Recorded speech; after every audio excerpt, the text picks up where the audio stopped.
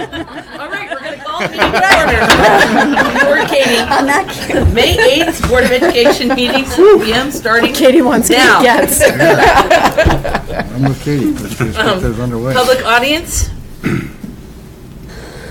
Okay, moving right along. Through that.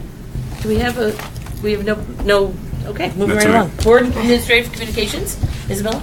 All right. Hi, everyone. So for the past week or so, Teacher and Staff Appreciation Weeks have been hosted at all schools. So thank you to all of the wonderful teachers and staff for everything they do. And then a lot of Henry James and high school announcements. So at Henry James, the Unified Theater production will be held at 5 p.m. in the front gym of Henry James on May 15th. So please come and support your friends and classmates and join them for a truly inspiring and awesome show.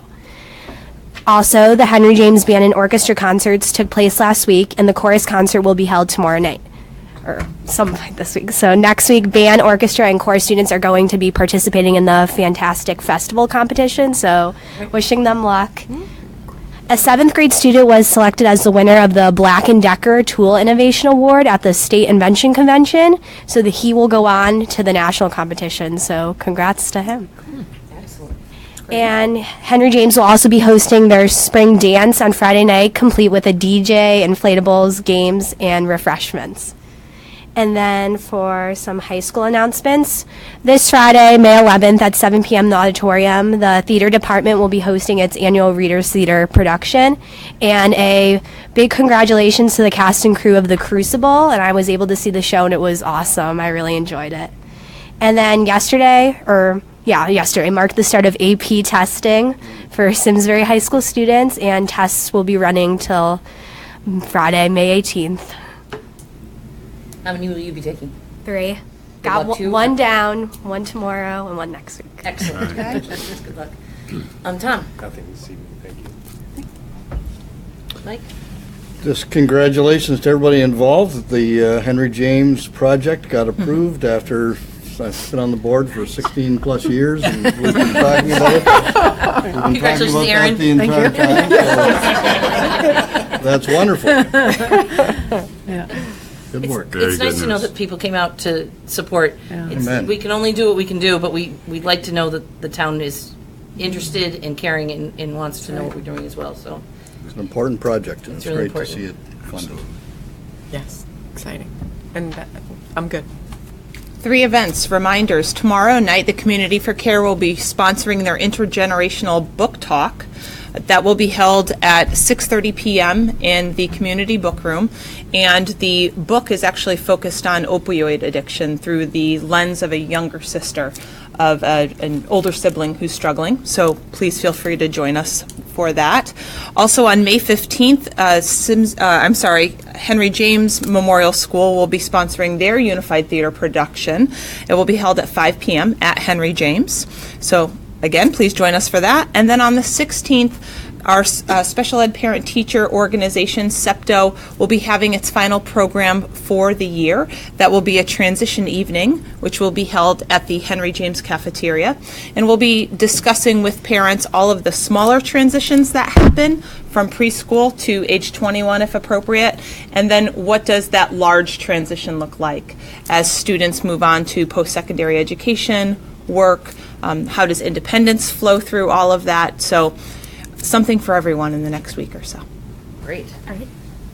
Neil? So no formal personnel items for action tonight, but I thought in communications I would let you know we are in the middle of hiring season and have already secured some fabulous hires that have committed to contracts here in Simsbury for an elementary classroom teacher at Central who's already signed, an art teacher, another fabulous math coach, a social worker. We secured a Simsbury High School English Department supervisor and have interviews tomorrow for Henry James Math Department supervisor with a great pool. So we're very excited. While my principal colleagues are here, I want to thank them for their great work because they do a fabulous job finding great talent. And it's my favorite part of my job is partnering with them to bring on great people. Great. So I want to bring you up on some professional development that will happen next Monday and Tuesday. We have Diane Sweeney, who's a national and worldwide presenter on coaching, and she has written a number of books.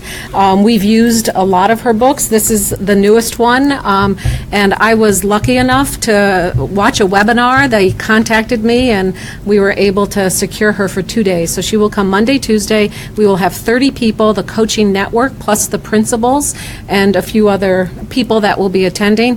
And I'm sure that the 2 days, if you have time to stop by and see what's going on, she's a national presenter, and we are thrilled to bring her here to Simsbury to work with our coaches and our principals. So. Excellent. Being that we have all of our principals here, if you would mind going around and standing up and saying hi, because I think they can get you on TV. It would be nice to just do that quickly because we have to go home. But if you can all stand up and introduce yourselves, I think it would just be not a bad thing. Any camera you want me to Just look stand at? up. Just stand up. Mike Luzetti, Loudon Merlane. Hi, I'm Betsy Gonzalez. I'm the Director of Elementary Curriculum. Beth Hennessy, Central School. Maggie Seidel, Turner Hill School. Meg Evans, Squadron Line. Scott Baker, Terrifield School. And Jeanette Belmonte, Assistant Principal, Henry James. Brian White, Principal Henry James. Andy O'Brien, Simsbury High School. Excellent crowd! We love that. Thank you all for being here. And I think I will start with Mr. Curtis. You left out Burke. Oh. Did you go to Burke? Burke didn't want any. Burke didn't say anything. We're good. Back to, I also, just a townwide notice, on May 15th, we have, May 15th, we have an art walk coming to town, which is an installation of 32 statues that are going to be, the Chamber of Commerce is sponsoring, and multiple people in town are sponsoring, but they're going to be all over town, and they are, Seawood Johnson is the artist, and they are replications of people just doing normal things. Most of you who've been to Fitzgerald's have seen the teaser, which is the mailman who sits out front there. So they'll be all over town, and we, I know the schools have, they're going to have a group of 8th grade students and some of the photography class, and they're going to go downtown on the, on June 8th, and they're going to be taking pictures, and we'll show those on our website. But it's going to be an exciting thing for the town. It's May 15th to September 15th, so things will be going on all summer. And there is a website, Art Walk. But it would be fun, I think, for anyone to get involved in. There are a lot of various activities that are surrounding those statues. It's just kind of fun for town. Now I'll go on to you. All right. I'm over.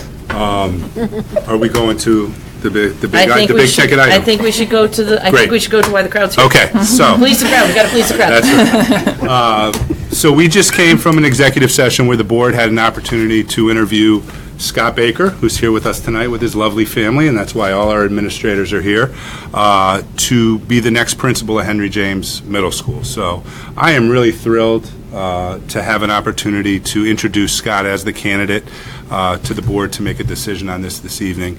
Scott and I go way back. Scott and I worked together when I was the principal at Squadron Line School, and he was the assistant principal. And that's where I really start to see Scott's unique abilities and his great leadership potential. And since then, he has served the capacity of principal at Terrifield School in an incredible way. I mean, that school is really a model of how to work with an achievement gap and how to close that gap. I mean, that's something this board has talked about it at great length, and I know Scott's proud of that community, has done great things in that community, and has done it in a style that really empowers people, stresses communication and relationships, and really is very supportive in its nature, but is also very accountable. And I am really interested and excited to see how we can bring that skill set to Henry James and do that on a larger stage at a larger scale. I think it's a great opportunity for Scott, but it's also a great opportunity for us as a district to keep a very talented person here as part of our team. And we talk a lot about the fact that leadership matters. We have a great leadership team. They all come out tonight when there's a big decision to be made. I'm extremely proud of all of them, and I am exceptionally proud to put Scott before you tonight as the candidate for this position. Thank you. Anyone have anything that they would like to say? Set? I would entertain a motion. I would move that we accept Scott Baker as the new principal of Henry James Memorial School. Second? I will second. Anyone have anything that they'd like to say? I would only like to say that I fully support this motion, having gotten to know Scott to some extent as a new board member. He obviously has leadership qualities which will serve him well within this district for a very long time, I hope. Anyone else? All those in favor? Aye. Opposed? Congratulations.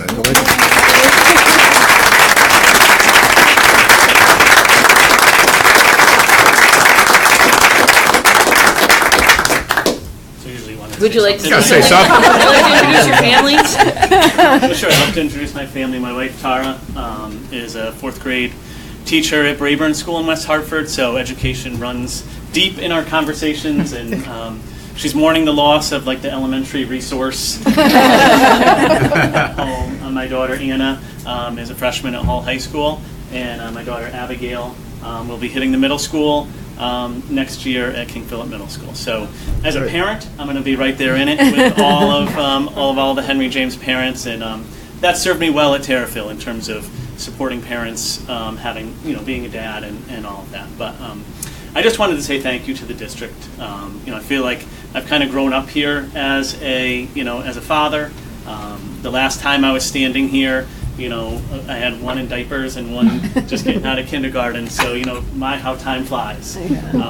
It's pretty amazing. But the support I've had, both professionally and personally in this district, has just been remarkable. It's not I've been in other towns. It's not something that's everywhere. You don't see this kind of support from your friends who are here and coworkers. And Terrifil is going to be a really hard place to leave. Matt and I talked about this quite a bit, and I had to pull pretty hard to be leaving the Terrifil community. They're a special place in my heart. It always will be. I know that I will stay connected to those teachers. I don't have to say goodbye to the parents. The kids will just be a little older. But I'm so excited to be coming to Henry James. It's where I started here in town. I've been a middle school teacher for my whole teaching career. I love that age. They're really fun to work with. And if you have that mindset of that age to work with, then you're at the right place, because a lot of people are terrified in the middle school. So, so thank you for the trust. Thanks for being honest. So I just want to thank you for the trust you've placed in me to take care of the children in this town. I am excited to oversee that project, and it's just going to be. I think it's going to be a great next few years. So thank you very much. Great. Thank you, Scott. Thank you very much. Congratulations.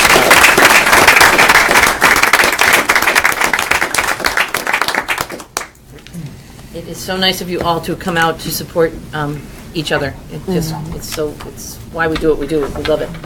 Brings us hope. Now we got to give him a nice exit out. I know. Quietly. Go celebrate quietly. All good. Thank you.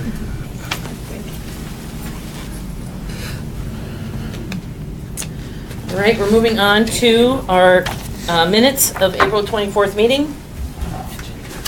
Move to approve. Second. Any comments? All those in favor? Aye. Aye. And I'll abstain. All right, thank you very much. And moving on to the approval of the collective bargaining agreement between the Simsbury Board of Education and the Simsbury School Nurses.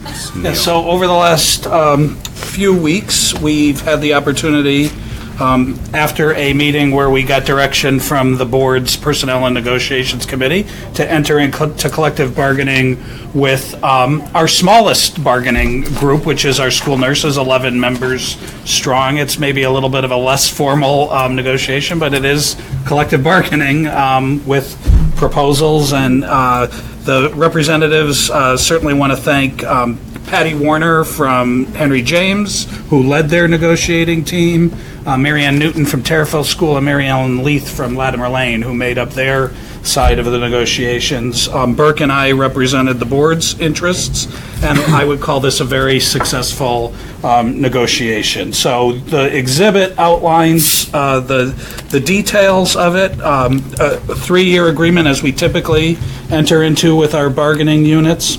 On wages, you will see that in terms of a general wage increase over the 3 years, we're looking at a general wage increase of 1.75% in the first year, 2% in the second year of the contract, and 2.1% in the third year of the contract, which is within the guidance we received from the board's committee.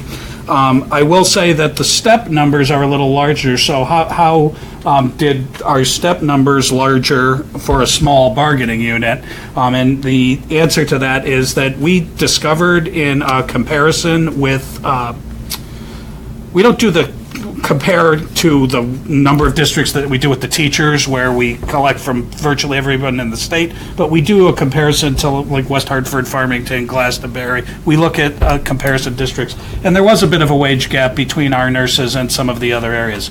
So much of that step cost in year one was to put a greater a greater increase at the top of the scale where most of our nurses sat. So we moved them up a step and closed much of that gap that had existed with our comparison towns. In the other years, this was a group that had fewer paid holidays, and we added the step cost is reflected in an additional paid holiday for them in year 2 and year 3. So it's all within, if you look at what the total settlement is, it's right around the 3% in each year. Some years are a little below, one year is a little below, above that 3%. So overall, below 9% for the 3 years. Other details, insurance and pension are obviously always a big part of the negotiations. With insurance, this was a group that had already been in the buy-up position on the HMO and the PPO plans from the last negotiation, and they did agree to a 1% insurance premium increase from 15% that they're currently paying to be a part of the high deductible plan to 16%. 17% and 18% in the 3 years of the contract. The co-pays, if you choose to stay in the PPO and HMO, went up, but they went up to a point that is consistent with our other bargaining units. So they really just essentially went to the place that the other units had already been in. And then lastly, there's actually a little typo on the exhibit that I want to point out, that we were able to negotiate with them. The biggest area that we were advised by our insurance consultant to focus on was starting to do some things around prescription drug management. So this language is working with Cigna to make sure, so it's, the language should say that prescription program management include prior authorization, a process known as step therapy, and then quantity limits, which is technical terms about just really managing the costs of prescription drugs, which are in the best interest of employers and employees. And then lastly, you can see some miscellaneous language changes. An important one for me was that this was a bargaining unit that was out of line a little bit with the duration of time we had to post a job, so we reduced to that. There was some historical language that was out of date that needed to be cleaned up. And then this group was very interested in their own professional development, and we were very encouraged by that and really wanted to make sure we cleaned up some language to make sure that they felt supported when they were going to, often on their own time, to workshops and seminars to keep their skills up to date, and we supported that language through the collective bargaining process. So an excellent process, a good outcome for both sides, and the motion is there at the bottom of your exhibit. I will entertain a motion. I'll make the motion. Moves that the Board of Education ratify the proposed changes in the collective bargaining agreement between the Simsbury Board of Education and the Simsbury School Nurses Association for the period July 1, 2018 through June 30, 2021. I just add my comments to Neil's that this echoes what we've done with other contractual arrangements where we've increased the co-pays and increased the co-shares as we've been moving through the process. So I'm comfortable it's a good settlement. Thank you very much. Second? A second. All those in favor? I'd like to ask a question. Comment? Just a question for the public as well as for the board. Could you again explain the 3% increase? How does that relate to the average increases that we've negotiated with other bargaining units? And if it's higher, what was the justification for that? It's not higher than we were with the teachers. It's on teachers, you get a much more significant step increase because of the size of that bargaining unit and the fact that they are moving up as their careers advance. So what you see when we bargain for teachers is a pretty good chunk of their settlement goes into step costs.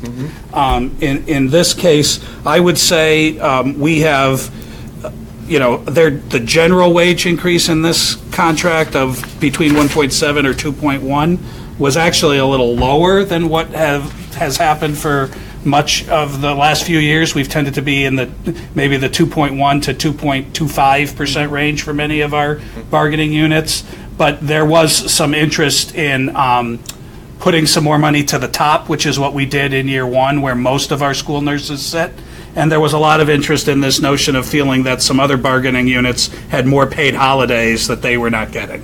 And so that was where, in some ways, what you're doing at the negotiating table is choosing where the money is going to be distributed. And we think this was a responsive to what they were asking for. Thank you. There's a motion on the table, seconded. Anyone have any other questions? All those in favor? Aye. Opposed? Thank you very much for your hard work on that. And Burke's. Burke, thank you very much. I was the spokesman, but he's the numbers guy crunching all that, so I Good to know. appreciate it. And we're up to the food and beverage in schools? Yes. That's Burke, too? Yes, it is. So this is an annual process that's required by state statutes for healthy food and beverage certifications. And ultimately, it sort of layers on top of the National School Lunch Program.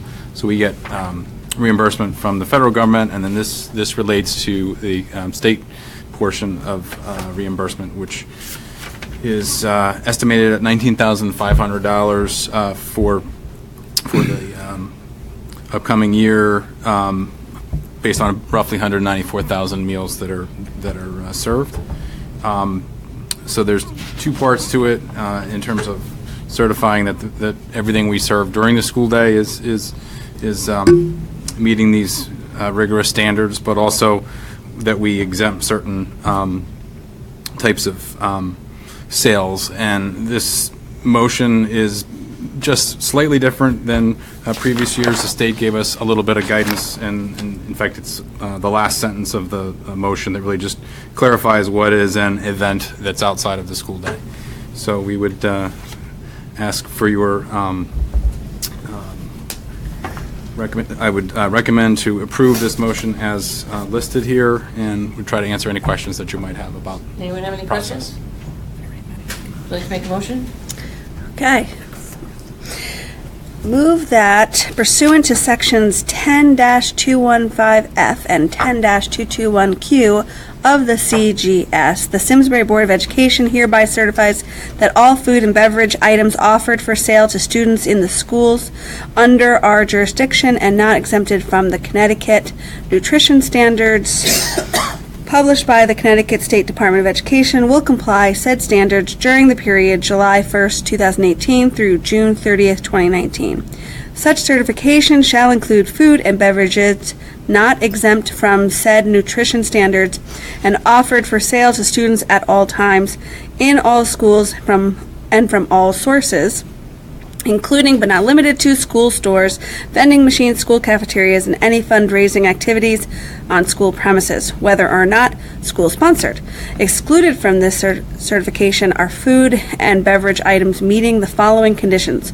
1, that are sold at events after the end of the regular school day or on weekends. 2, the sale is at the location of the event. And 3, and the items are not sold from a vending machine or school store. An event is an occurrence that involves more than just a regularly scheduled practice or meeting. Thank you, Jen. Second. Second. Any questions? No. All those in favor? Aye. Opposed? Well done. Thank you very much. Moving on to guidance report. All right, great. We have, I'll invite Jane Ellen Peregrine and Andy O'Brien to the table. We have had the opportunity about a month ago or more, where the Board of Ed Curriculum Committee had the chance to be part of a conversation that Jane Ellen presented. It was something that we thought would be important. It's been a while since we've had any kind of presentation from our school counseling program. Our school counseling program is grades 7 through 12. And we thought this would be a great opportunity for her to give an update, to talk about the kinds of supports that our school counselors gives to our students around academics, social, emotional, and career and post-secondary options. So Jane Ellen has an opportunity to share that with us tonight, and there'll be an opportunity at the end for any comments or questions that you have. So we'll get started. Thank you. I'd like to thank you for the opportunity to be here tonight. And just share with you the hard work that goes on within the school counseling department, 7 through 12. I know that Sue had passed some information on to me today about how the legislature is changing the name of guidance counselor to school counselor. And the reason for that is, if you think about experiences perhaps that you might have had in your life, guidance was not as comprehensive as it is right now. We received some guidance on perhaps, course selection. I know I spent 5 minutes with my high school counselor on my college selection, literally, and then I was shown the door, and it's changed. So that's what I'd like to present to you tonight, how that has changed.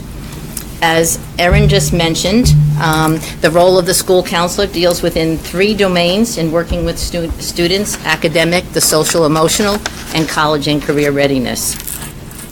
When we think about the academic, it's typical that what might come to mind is advising students on their course selection. We've been spending the last few months doing that at the high school. Hopefully students will get some information next week at the middle school and high school about what their schedule will look like, just in terms of the courses, not in terms of teachers' names or periods. But we also monitor the students' academic progress. We do that frequently. With Power School, we can go in and check the portal and see how our students are doing. And we want to make sure that they are meeting the graduation requirements that they need. When a student is having some difficulty, we meet with them. We try to offer some strategies to improve their success in the high school. That might include taking a look at their planner. When you ask them to take the planner out of their backpack, that could be very telling as to what's going on, because you might find a lot of other things in there besides a planner, and then they realize that's really not available to them. And so it depends on the student and what their needs are. Counselors may recommend that they take advantage of support centers that we have, math lab, writing center, and a student assistance center as well. The next domain that we work with is quite different, again, from years past, is we're more involved in what's going on in the students and their lives in school and outside of school. Students will share personal issues with their school counselors. They develop a rapport or a relationship with them and feel that they can trust the person that they're talking with. They may share some things that are going on within the family. Oftentimes, we'll hear students sharing things with their peers, and we have seen that has been compounded by social media. What used to happen between 2, 3, a group of friends now gets blasted with social media, and you may have numerous students in the school buzzing about what just happened last night between this group. So that has made it more challenging. And we also talk to the students about their medical or mental health issues. When it's necessary, we will refer students for other services. It could be direct services through special ed or Section 504, which would be appropriate in some cases. We do a lot with college and career readiness. We advise students on post-high school plans, and that may start very early on by doing career inventories with them, both at Henry James and at the high school. And we use Naviance, which is a software program that I know some of you are familiar with, having had students at the high school. That has helped us. And we also like to offer programs for families. And we have a financial aid night typically every year. We do a college fair with Simsbury High School. I moderate a panel called a Campus Connection of experienced college admissions officers and pose questions to them.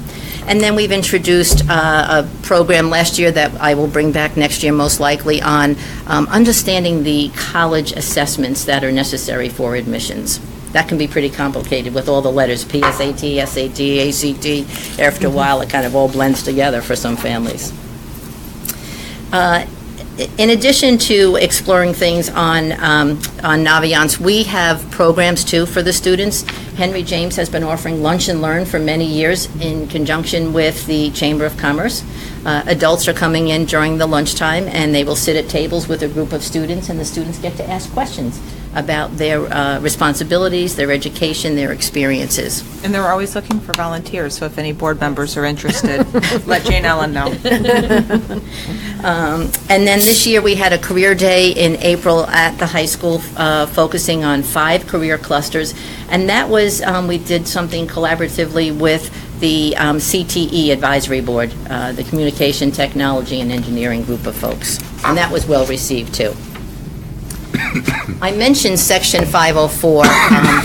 School counselors are case managers for students who have 504 plans. They've been identified as having a disability that does impact their learning, and they would be in need of accommodations to level the playing field. We do have professional development sessions to keep us in tune with what's going on so that we're aware of policies and procedures to maintain our compliance with the American with Disabilities Act. What has changed substantially in the last few years is the number of students who've been diagnosed with ADHD, anxiety, and depression. I think this is something that is a national issue. I know it's something that I've been in discussion with at other directors of school counseling with our DIR group. People want to know, how are you dealing with these kinds of things? So it's prominent, and there are some things that we've tried with the school counseling department to address that. One of those happens to be mindfulness. Scientific research has shown that practicing mindfulness does have an impact on the brain.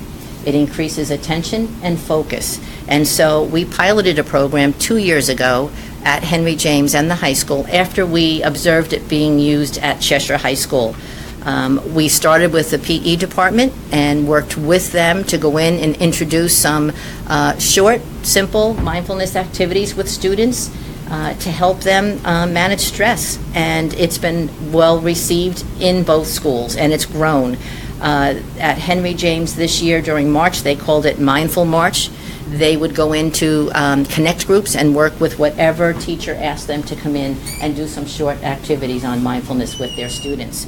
At the high school, I am proudly wearing one of our bracelets from Finding Your Balance. I think it's like a mood ring that changes, because it was dark blue before I came in. Better check on that. Yeah, that was likely. I think changing. We're still beating, though. We're good.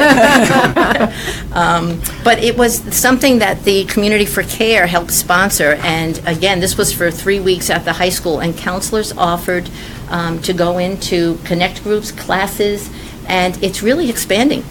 Teachers are very interested in this. Students are benefiting from it. I observed one that was done in an art class, and it was one of our students who runs track and field. After we did a short activity with her, she said this is what she does to get ready for a race. She has to just clear her mind, and she'll take a few deep breaths, a pause, and then she can get in that race and compete. So that was nice to hear a student sharing that with us. There's some other activities that we're offering for teachers and students. At the high school, they're doing it before school twice a week and after school one afternoon. It's a small group, I'll be honest. What we're finding is early in the morning, students would prefer to talk to their friends, get to their lockers, get set for the day, so maybe not too many students have been attending. The ones who have been regular students think it's fantastic. So if it's a handful and we're able to do it, we'll do it for them. The nice thing is that one of the teachers from the high school, Grantlin Rogers, and Donna Cannon and Pam Sickinger are going to be presenting a session on mindfulness at the end of May for the Connecticut School Counseling Conference, the association. They have a conference every year. They postponed it because of snow days, but we're happy. They did a lot of preparation, and they're prepared to go on and do that. Some other new initiatives with career readiness. We're trying to explore job shadow and internships for students. We've surveyed the students at the high school to measure their level of interest, and we're collecting that data now and trying to just take a look, a little deeper dive into what that looks like for our students. But there are some things going on. We had a meeting with the Simsbury Public Library librarians, Sarah came to see us, and they said that, and I looked on their website, they have an application for internships, but they haven't had a lot of students coming forward, only 2. So they're trying to promote some more interest in that. And we have junior achievement, although I think, again, the snow days impacted a planned event that we had to take students to Microsoft over in West Farms Mall. It's a great field trip. All about those snow days. It's so snow It It all comes down. was tough. It was really tough. And I've been in conversation with a new volunteer coordinator at McLean. She is looking to expand the volunteer program to include high school students, and she wants to build in some training for them. So she had shared with me an opportunity for a student to work with a physical therapist, observe, and then help get the equipment necessary to do some exercises with some of the residents. And we didn't have any students that were interested. So I think part of that is our students are so busy, with homework and extracurricular activities. So we're going to keep trying. I think that, she's got an interest, and I certainly share that. So in conclusion, I just want to say that the school counselors work very hard to stay abreast of trends in college admissions, and so they take advantage of going out on tours on campus. And we're really committed to fostering relationships with the college admissions representatives. It's important to build those bridges and to get to know people and share information, what they're looking for, what we know is important for our students in terms of applying to some of these schools. Where are the trends? Early action, early admission, what are we seeing? So we do try to just stay on top of that. Every year we'll take a look at the end and have some conversations about what did we see this year. I think it's no surprise that given the current climate in our country, we are focusing on school safety and mental health services. And I think by introducing mindfulness, we're showing an awareness of these issues, and we're trying to help students learn some strategies to cope with the stress that they feel. The Henry James counselors and the high school counselors will get together frequently, align our curriculum, share our experiences with mindfulness, and sort of plan where we're going forward with that for the following year. Lastly, I'd like to say that the internship initiative, I think, aligns with our vision of the graduate. I think when students learn beyond the classroom, they have opportunities to demonstrate personal growth. And there's several skills that I've listed there that I think are important, not only for what students who graduate should have, but skills that employers are looking for in the workplace, right? Sometimes if you read, I know I happen to have a daughter who's out there looking, the job specs will include things like critical thinking and reasoning ability, problem solving. I think self-direction, resourcefulness is important. And I think the other thing that we really want to emphasize is the ability to adapt to change and have some resiliency. And that's something I think that's becoming very popular these days. We're finding that coping with stress or dealing with challenges, students need to be more resilient. So we're always working to serve the best interests of our students. And what I thought I would do is end with a 2-minute video, which we showed to the students at both Henry James and the high school as we were introducing mindfulness. It's a 2-minute clip, so if we want to click on that, please. Thanks. You can scroll down and make it full screen. Right on the bottom of it. Can be really hard sometimes. One of my biggest stresses is the homework at school. Sometimes you get piles and piles and piles. You get projects and more projects plus homework. Like, I need to get it done. I would do my homework, and then the phone rings. You want to answer it, you want to look at it, but at the same time, you don't. There's so many things you can do on the phone. I use social media,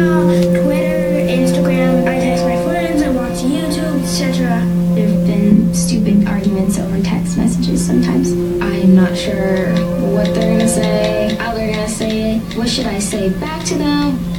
When I hit send, my fingers all trembling because I'm like, is this the right thing to say? Should I say something else? Should I just send it? No. Send it? No. Press send. It's done. Now I gotta wait for the response. As a 7th grade girl, the popular kids might say, you should do your hair like this, you should wear this kind of makeup, you should do just things like that to get girls to be like worried about what people think. And it's a lot of pressure to not be wearing makeup, so you never know if you're like as pretty as the people who are wearing makeup. My friends were getting bullied a lot because of the 8th graders and the 7th graders think that they're the best. Sometimes people aren't nice to you, and that's how it is in the real world, but it gets to me a lot. It just makes me upset. I think people are afraid people are gonna be talking about them. Like if you feel embarrassed or if you made a mistake or something, then I just feel very trapped. It feels awful, so I try to do everything perfect.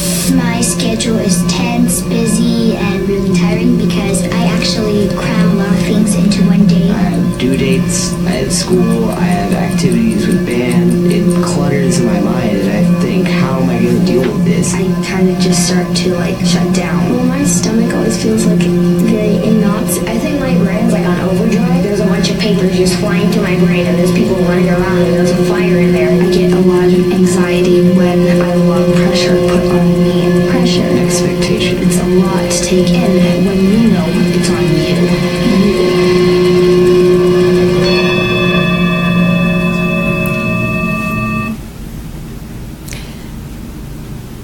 When we shared that with the students, they identified with it. And some of them just said watching that created stress because they felt it, they've experienced it, and it was very hard to let it go. So I think that's sort of a poignant way to end and letting you know that we're in tune with that. We're trying to address it with students. We talk about balance when it comes to schedules and other things, but we just need people to be aware and families to be aware of what students are coping with every day. That kind of pressure. Any questions? Oh, you're welcome. Anyone have any questions? I have 2 questions, please. Sure. The first one has to do with the student counselor ratio. I don't know how it compares with our DIRG, but to me that's not so important. What seems important to me is that what we learned from your presentation, that the challenge to a school counselor is getting bigger and bigger, partly because of the effect of social media, partly because of the increase in ADHD and other issues that are driving more students into 504 plans. I mean, everything's becoming more difficult, more complicated for our students, as you've pointed out. And I'm wondering if we are beginning to wonder if we need more school counselors because the challenge has gotten greater. Could you comment on that? I think we're very fortunate in this district that we have the resources that we do. The caseload that you've asked about, we're right in line with the DIRG groups, and as you said, that may not be as important, but it's at a number, roughly 200 per counselor. When I first entered the district, it was a little bit higher than that, and I know because that people are concerned about declining enrollments that it has dropped to a comfortable level of about 200 students. And I think we are experiencing what you said. The demands, the challenges are there, but we're meeting them. We're talking about that, and we're trying to just research, perhaps, like we did mindfulness, other ways of dealing with some of these issues with our students. Thank you. You're welcome. Thank you very much. The other question has to do with metrics. We very frequently refer to academic achievement on test scores and everything, particularly compared to other schools and other districts in our DIRG. I'm just wondering, is there any metric or is there any measurement tool that you could share with us that we use to determine the effectiveness of our counseling program? That's a great question, and it's one that we struggle with as school counselors. How do you measure success? Sometimes you won't know if you've made an impact on a student's life until years later. I mean, I've had a lot of experience in school counseling in different populations, and I can tell you one of my students, or more than that, who struggled to get out of high school. And I often wondered, what's become of him, or did I have any impact at all? One of them came back to me 10 years later. And he said, now I know what I want to do. And he proceeded to tell me what occupation he was interested in. We discussed educational programs that would help him go into that field. And so I tell them, my door is always open. So we may not see results immediately. It's sort of an intangible job. It's not like teaching, where at the end of the year you have concrete data to show where you've moved the needle. But we have to trust when we see students' plans, success plans following high school. As we were hearing tonight, some of the college acceptances. We want each student to have a plan when they leave us, whether it's to enter the military, a job, or college or technical training. So those are the kinds of things we do look at. We have over 90% of our students going to college. That's substantial, in any district, to see that high a number. But the metric is, it's measurement is difficult in this field. It is. It is. I'd refer you to our annual report. Our last annual report, we had reached some of our highest markers ever for our students being admitted to our country's most highly selective colleges and universities, and we are continuing to hear great news. So I had talked to Jane Ellen. She's reluctant to toot her own horn, the work that they are doing, but our students are really achieving, and doors are opening for them. The Campus Connection program that we had, where we hosted representatives from the University of Connecticut and the University of Chicago and Quinnipiac University, et cetera, when they were there, their feedback to us about their interactions with Jane Ellen and her colleagues were just saying that having, when they look at their interactions with other counselors from other schools, we really do an amazing job. That's a metric. That's a metric for sure. And I will also add that they may not be thinking of a metric, but that I always considered, and I'm sure it's still in place, there's a lot of end of experience surveying that happens with students about their experience, and that data is always skewing toward the positive in terms of the way students feel about their experience through the school counseling. Oh, this is feedback we get from students? Feedback we get from students. Seniors.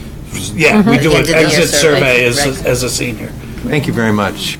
Okay. Jane Ellen, Wonderful presentation. maybe this is already there, but job shadow day, internships, getting kids interested in some of those things. Do we include that in the program of studies so that maybe parents are having those conversations with the kids as they're picking courses and looking what they're going to do for the next year? May not be. No, I don't think it Because is. maybe that's the place something for to do. it, so that as they're planning their next year, they're not overscheduling and they're leaving room for some of these opportunities you're trying to give them. Right. So just a thought. Right. Yeah. Good thought, Susan. It's great to hear. Great report. Thank you so much for all that You're you're doing. welcome. Anyone have any, I don't want to... Yeah, just a couple of comments. One, I was able, like several people here, to attend the meeting at the high school, and I came away very impressed by what's going on. Now, one of the questions that we asked Jane Ellen when we were there was, we're board members. If you had a request for us, what would it be? What could we do as the board that would help you be more effective? So I want you to keep thinking about that. I think one of the things that occurs to me is that if we significantly improve the number of people available on the counseling side to our student population, so that we got the ratio down, for argument's sake, let's say it's from 1 to 200 to 1 to 100. If that means adding, say, 5 counselors, maybe that costs us per $125,000 a year, give or take, all in. So for roughly $600,000, a little bit more, less than 1% of the budget, we would double our capacity, get the ratio down to 1 in 100. I appreciate the difficulty of coming up with good metrics, but for that kind of investment, I think it would be, as a board member, I wouldn't mind seeing a program or a proposal for next year's budget along those lines. And I would approach it a little bit like, maybe, I hate to call it an experiment, but I would approach it a little bit like when we first made big inroads into implementing technology into the schools. The numbers were overwhelming. The dollar amounts that we had to come up with to improve things. But I don't think there's anybody here that would argue today that it hasn't paid off. It's tremendous. And I kind of see this school counseling role in the same sort of way. I think it could be an enormous differentiator. We do a great job on instruction. We hire terrific teachers, terrific faculty members. We do a really good job on all that. But in the one side of me says, separate and apart from the mission of the school district, one side of me says that if we were trying to build a school district where people that came into Simsbury and said, gee, am I going to buy a home in Simsbury where the taxes are higher than I would versus pay in Farmington or Avon, what am I getting in that value? Well, we know they're getting a great school system, but one of the things we've struggled with as a board is, that gap is not as great as it used to be, certainly not as great as it used to be when I started on the board. So I kind of look at it and say, is this something that a program we could set up that would really make us, would really give us a terrific differentiator, where parents of high school kids would say, I wouldn't go anywhere else. We get such great advice, we get such great guidance, we get such great counseling, career guidance, and so on, that I just can't imagine my kids going to any other high school system. So, I kind of look at it both ways. It would be terrific to be able to do more and just enhance the mission of the performance or outcome of the school mission. But it would also be, I think, tied to this idea that, making the school system in Simsbury the sort of peak of systems in the competitive towns is a terrific thing for a lot of reasons. Not just because it's good for the mission, but because it's good for to get people to move into town. So, again, I would go back and look at what we might do. For those kinds of numbers, less than 1% of the budget, I think it would be worth a try to see let's try it for 4 or 5 years and see what the outcome of that is. Do we, find that our kids do better? Do we find that, we get even better feedback from our parent community? A lot of things. I'd like to, and I see it analogous to some of the other things we've done. So. I'd just like to echo that comment, because when I asked the first question about the challenge has gotten greater, but the number of counselors is not, at least not recently. And so clearly it's a tougher job. There are a lot of things that are making it a tougher job. And I was tempted to say exactly the same thing that Mike just said, but in a different way, and that is, as a board member, I would welcome or I would encourage that part of our system, which of course you're responsible for. If you feel that we should be investing more money in counseling because of the increase in the challenge of counseling and the number of problems that you're facing now, please do not hesitate to ask. We can't guarantee that we can get it, but you should ask. I'd like to see the proposal. Yeah. Okay. Thank you. I can give that some. Preaching to the choir. And I do think it is the complexity of the work, today compared to where it was. Oh, yeah. Being able to look at the high school as a whole and where are the areas that need to be looked at to support kids, the academic, the social, emotional, and obviously the career and college readiness. So certainly a conversation that we can have and come back. And I think it's also important to note the school counselors and how they work so closely with the school social workers and the school psychologists and the additional person that we put there to support that work, because a lot of times they are conferring with each other and whether that be on a specific 504 or more of a counseling component that needs to go in depth, but the whole concept of the mental health.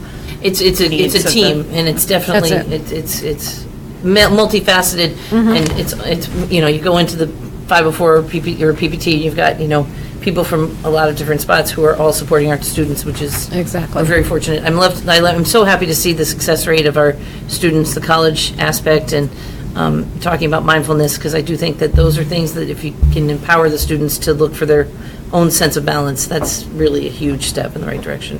Well, and that's what to that point, I always worry about, the high-performing kids, a lot of the times, they take on that stress, but they motivate themselves. It's all those kids in the middle that I always want to make sure that they have access to whatever it might be, because they're not the ones who are going to come to you with the pressures, or they're the ones who are going to try to float through. And the more we can reach those kids, the easier their experience with us is.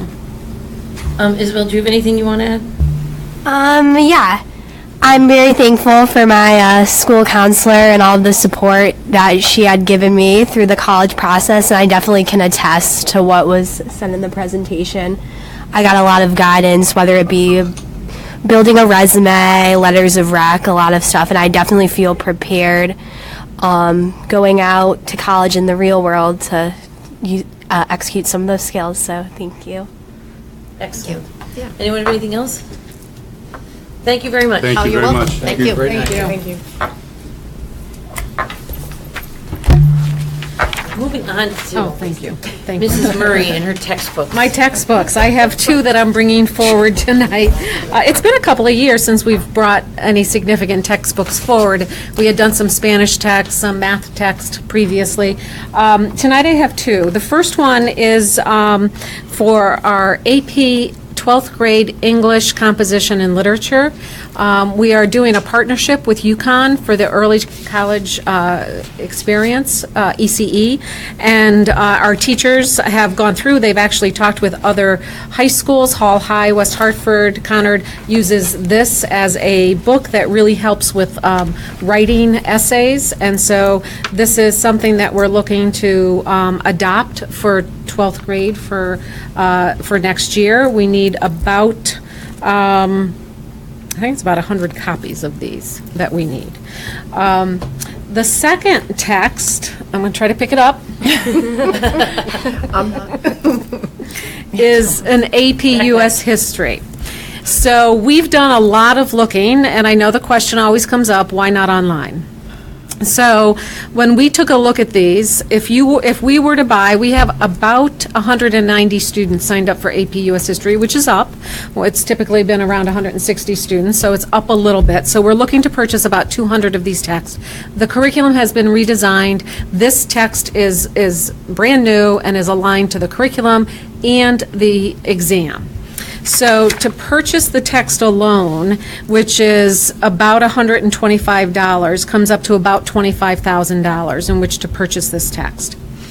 If you purchase the textbook plus the online that goes along with it, it comes up to $31,000.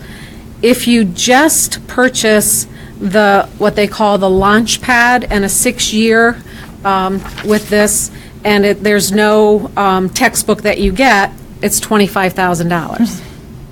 So there's really no difference with that. So what we're looking to put forward is to purchase 90 textbooks. There's 3 teachers, so 3 classrooms, putting 30 texts in a classroom so that they're there and available if kids need them. We don't think kids need to carry these in the backpacks, right, Isabel? This is way too big to do. But to have a text available and then to get 110 online subscriptions, we can do all of that for $28,000. How long do subscriptions last? 6 years. How long does the book last? A long time. That's the thing. Is What if they realign push the longer with the book? curriculum? Can we still use that? Oh, I think, and we have done that in the past. They just realigned the AP. So this will stay. For a while. We should be good for a while. And remember, it took them 2 years to even talk about Yes. realigning, and then they finally realigned? Yes. Remember, we went through all of that? So it's one of the things that we just wanted to really look into, because the question is, why not go all online? And there's really not a substantial difference. And we do believe that there is some needs in classrooms to have a reference if kids need it. But we don't believe that kids should be carrying these home. Who's the publisher of that? This is a publisher of, Bedford, Freeman, and Worth. yes, It's in your- Bedford, Freeman, and Worth, It's in your out of packet. Boston. Oh. This is, so it's very aligned, and these will be available. This is your first review of this. There's no, Do we have to Thank you very much. I have one. It doesn't fit in my purse. But Well, these actually, it will does. be It's not here in my office for the next 2 weeks before we come back together for any approval, and it's open for your preview at any point. Thank you very much. Okay. Appreciate it. I think we're back to Burke for proposed fee schedule for you, for public schools. Yes, so similar to textbooks, this is just the first time we're showing you the proposed increase for the annual fee schedule for public use of our buildings. It's roughly 1.5%. We always sort of round to the nearest quarter. for billing purposes. We are continuing to budget about $45,000 for revenues for building rentals that goes to the town general fund. And the section is broken up into the first several pages that are numbered at the bottom, pages 1 through 3. That's the incremental maintenance, which means it's a less costly rental for nonprofits. The standard maintenance is on pages 4 and 5. That's the for-profit rental. And then the last page is really the staff costs when there has to be staffing for use of the buildings. So if there's any questions tonight or between now and the next meeting, please let me know. Thank you very much. Moving on to our policy readings. Yep, so 6 policies that have had a required or recommended change. The policy committee met about 2 weeks ago in my office on early in the morning, and we had a full committee there. We had Tom and Jen and Todd Burek chairs that group, and Lydia were all there, and that group spent about an hour looking at the 6 policies. I'm going to give you the very quick Reader's Digest version of why these are coming forward, and the full policies were sent to you. So they go in the order of the policy numbers, not in any other reason other than that. So the first one is the truancy policy. This was a change that came through the state legislature that there still is a process in which a student who is demonstrating difficulties in school or perhaps with the law can be referenced to court for a family with service needs.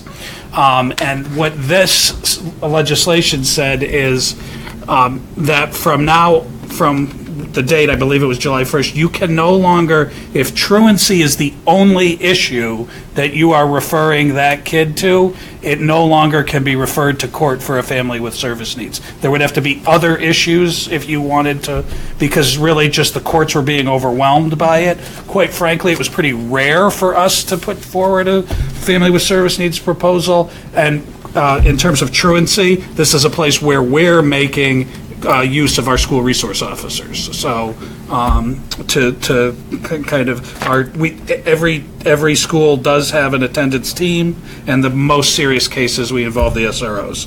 So mostly this is struck language, just striking language referring to family with service needs.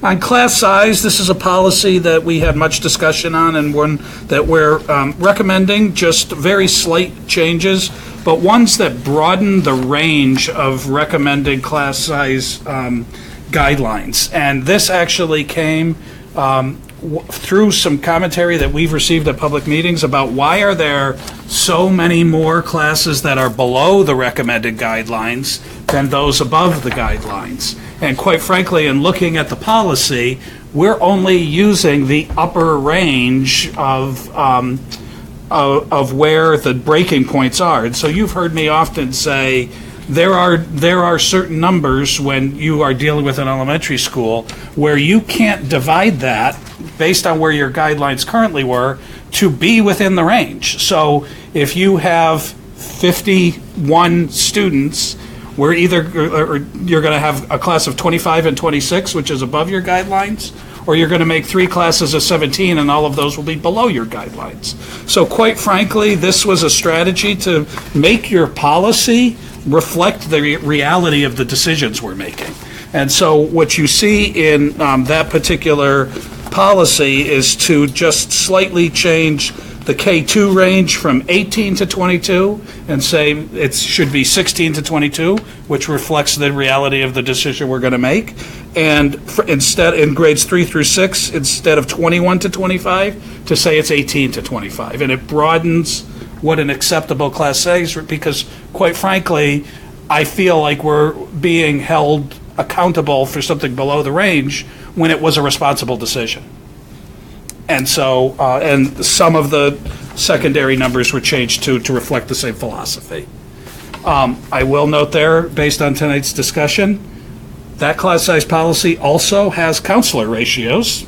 We don't often talk about that, The counselor ratios in that class size policy for high school are 220 to 1, and at the middle school, it's 230 to 1. So that's the discussion we just had. That's where we stand as a policy level with school counselors. Student discipline, this was a big policy with a small change, but an important change, in that we wanted our policy to reflect the current trend of that you've heard about through the media and certainly here in town about vaping, and the fact that students have these new devices through which you can vape anything from oils to oils that give you a nicotine hit to THC-based products. And we did not have a specific language about vaping in our policy and felt it was important to add that as one of the things that could lead to a suspension from school. I will say that the policy committee also had a lot of discussion about this one and recommended that we, at a future public board meeting, actually do a brief presentation about vaping, invite our school resource officers. So that's something I want to talk with Tara and Matt about what's the right format. Is it a workshop format? Is it something we do in communications? But I do think it's something we should do based on the conversation that we had in policy committee. Neil, does that also go into the high school, like the student handbook? This will reflect in all of the handbooks. Yep. So, and I will note that while you didn't have policy that said anything about vaping, the high school did have handbook language about vaping. Okay. The wellness policy, this was just kind of an overdue revision. You are required by state law to have a wellness committee, and that was a pretty comprehensive revision of a policy that may not have really been looked at in a decade. So Aaron works with this committee, and it was a reorganization of the policy to make sure that the categories that it talked about nutrition, education, and promotion, physical activity, and then part 3 is nutritional guidelines for school food. So not unlike what Burke put forward for the Healthy Foods Act earlier tonight. Succinct. It is more succinct. Number 5 of 6 is a policy about our website. We had a policy that referred to the uses of our website, and as I discussed with the policy committee, this revision is in response to an Office of Civil Rights complaint that our district received very early in this school year, in which we were cited by a complaint against the accessibility of our website.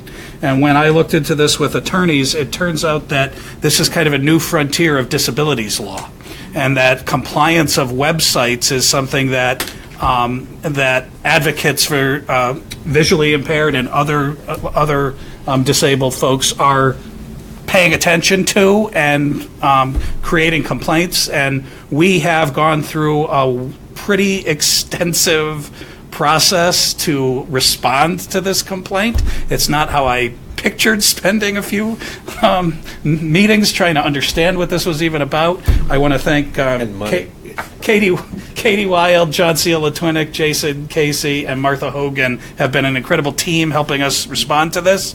What this policy is one small part of an overall effort. Our website, I'm glad to, in response to this complaint, as we educated ourselves and our folk, we are far more compliant back when we received this complaint in September than we are today, and the policy is kind of catching up to the work we've been doing.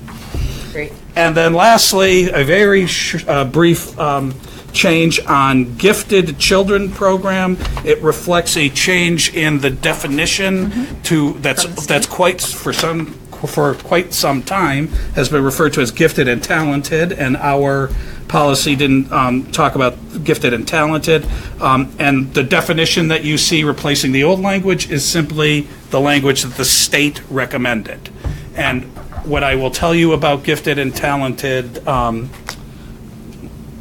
laws are that as a school district, you're required to identify students in your district who might be gifted and talented, but you aren't necessarily required to give them any services. You're required to hold a PPT, have a discussion with the parents. You're not required to, there are no mandated requirements for service. So those are the 6 policies we bring before you. As I say, you received full copies. And this one gets 2 more shots. Those of you who have been on the board know that we have to bring it for a second reading. That'll happen next time, and then in your June meeting, we'll vote. Happy to take any questions that you have. It looks like you guys worked very diligently, and it looks great to me. I was impressed by the By the way, efficiency. Neil, a question that came up is whether or not this requirement to be accessible, website accessible, is being applied to school districts. Did you ever find out if it's also applicable to commercial websites as well, or no? I know from speaking with the attorneys that the folks who have been frequently receiving the OCR complaints are school districts and colleges and universities. That's where the advocacy seems to be. They'll tell you that there are dozens of complaints per month being forwarded. Very common on commercial sites now, and there are lots of, it's a new frontier of legal action as well, lawsuits and so on, ADA-related lawsuits. So there are lots of companies now that will do that, do an audit of your website to make sure, well, very few of them are actually compliant. Almost all of them, they find problems. We have several websites, and they found problems with ours that we had to correct. So thank you. Very, very common. Thank you. And just, I shared with the policy committee, we contracted with one of those vendors in order to address our issues. Yeah. It's really the only way you can address the issue. The only way to do it, And, what's the amount of money that we're spending on that? $20,000 or something like that? No, I think it was about an $8,000 a year contract, something like that. I'll get that number for next meeting. Yeah. Yeah. Thank you very much. Thank you for all your work. Thanks for the committee's work on that. That's a lot of details, a lot of important stuff to do. Anybody have anything else they want to say? There is no public. Oh, there is public. You have anything you'd like to share? You'd like to share? Say something. Just a survey. Excellent. Thanks for being here. My pleasure. At this point, I will take a motion to go into executive session. So moved. Second. Evaluation of the superintendent. Second. All those in favor? Aye. Thank you very much.